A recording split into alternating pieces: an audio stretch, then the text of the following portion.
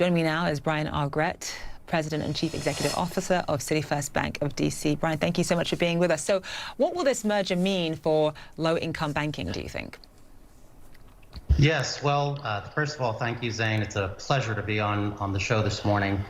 This merger of equals is extremely important because we're bringing together two strong, long-standing financial institutions in their respective markets, as you said, in Washington, D.C. and Los Angeles, really to build a stronger organization, an organization that can provide increased levels of capital to low and moderate income communities and communities of color. You know, we're seeing, Brian, protests happening across the country. You know, Black Lives Matter has become a real issue in this country, and the spotlight is really shining on it at this moment in time. How important are Black-owned banks and Black financial empowerment in the Black Lives Matter era? I think it's absolutely critical. And again, I think this combination is critical in both demonstrating our ability to come together, build something stronger in the collective, in a unification that is both symbolic and that also delivers to our underlying communities. It's critical in a time like this. Economic justice is important. So what have you done in terms of how have you invested in sort of equitable economic development? And, you know, what should be done overall in this country to really level the playing field financially for Black people? Yes, well, let me start with a statistic that I think might be very interesting, Zane.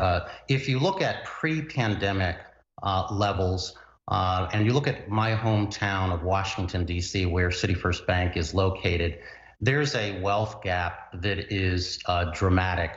Literally, you have 81 times the wealth in white households as you have in African American households. And so let me translate that.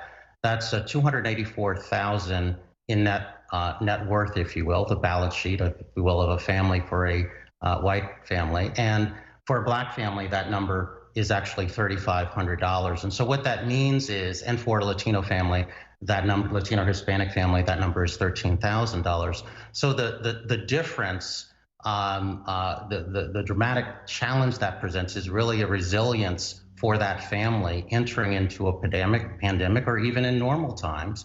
And in fact, also the difficulty of funding the balance sheet of a business. So really inadequate or a large differential in wealth translates into a reduced ability for opportunity. But to your question, what can be done? Community development financial institutions and Black-led banks, Black-led businesses are critical in closing that gap and providing wealth and capital so that we can, in the collective, uplift our community.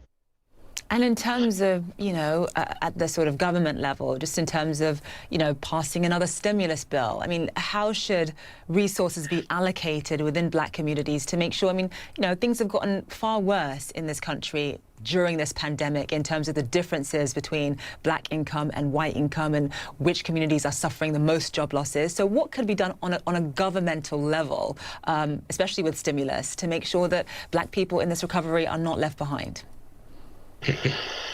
You're right on point, and really government has to play a critical and central role in really addressing what is a systemic issue.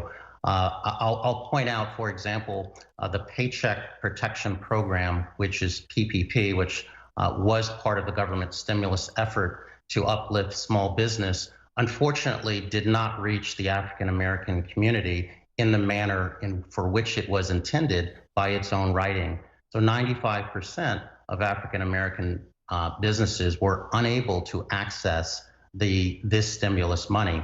Now I'll contrast that, and for a reason. At City First Bank of DC, just for example, as a community development financial institution, over 40% of the PPP money that we were able to put into the community was specifically directed towards African American business owners as well as African American led nonprofits. So my short point is it's very important to have community-based institutions that are resilient, that have relationships within the community, that have a longstanding commitment to the community, and that have the resources to invest in that community.